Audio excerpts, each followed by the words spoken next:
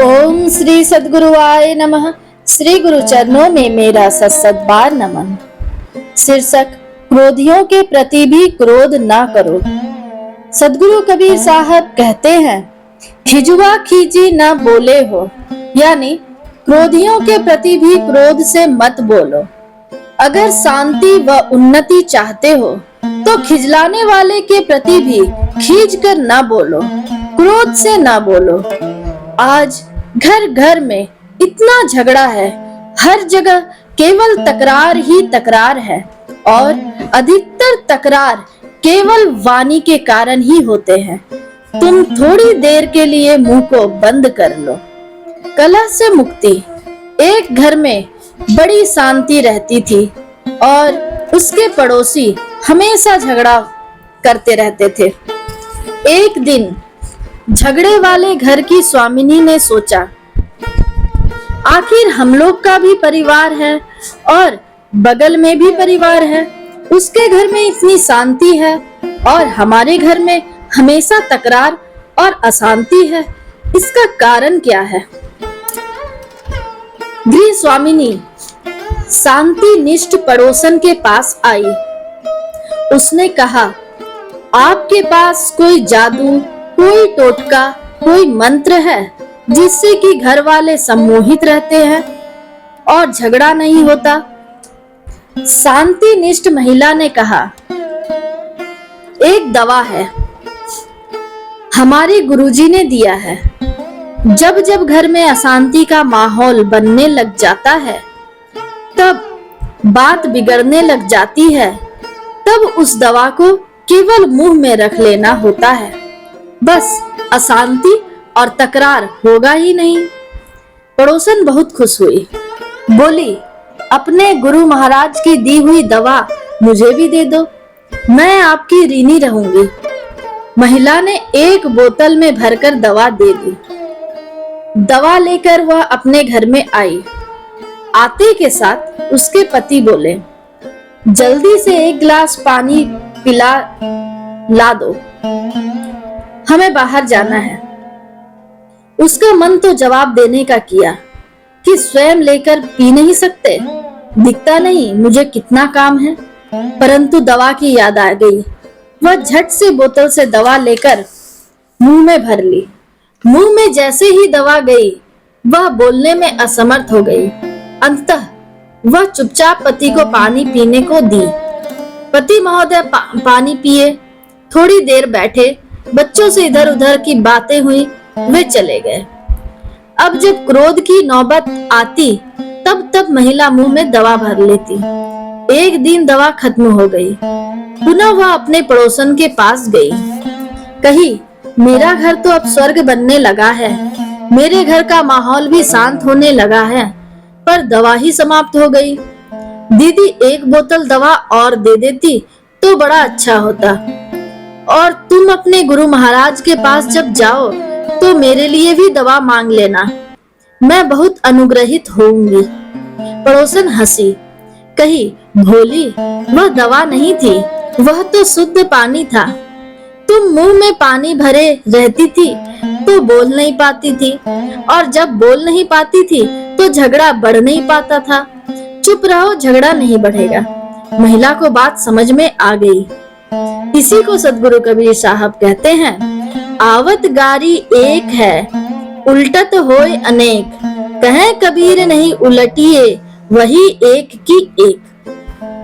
अन्य के द्वारा दी जाने वाली गाली प्रारंभ में एक होती है, उलटकर उसका जवाब देने से दोनों ओर से गालियों की झड़ी लग जाती है। इसलिए उलटकर गाली का जवाब ना दो, तब वह एक की एक ही रह जाएगी। अगला कोई कड़वा बोल दिया तो बहुत मुश्किल होता है चुप रहना। स्वतः ही होंठ फड़कने लग जाती है, अंदर एक गर्मी, एक बेचैनी पैदा हो जाती है। बोले बिना रहा नहीं जाता।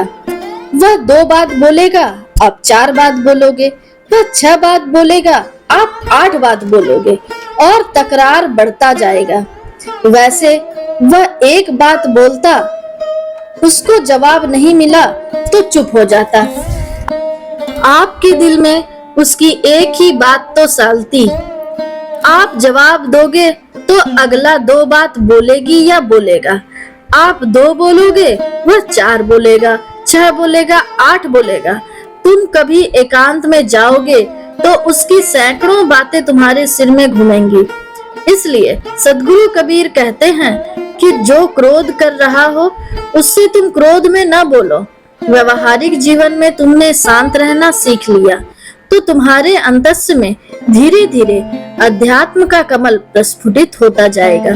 सद्गुरु कबीर साहब की एक वाणी है, मीठा सबसे बोलिए सुख उपजय चहुं ओर, बसीकरण यह मंत्र है तजिए वचन कठोर।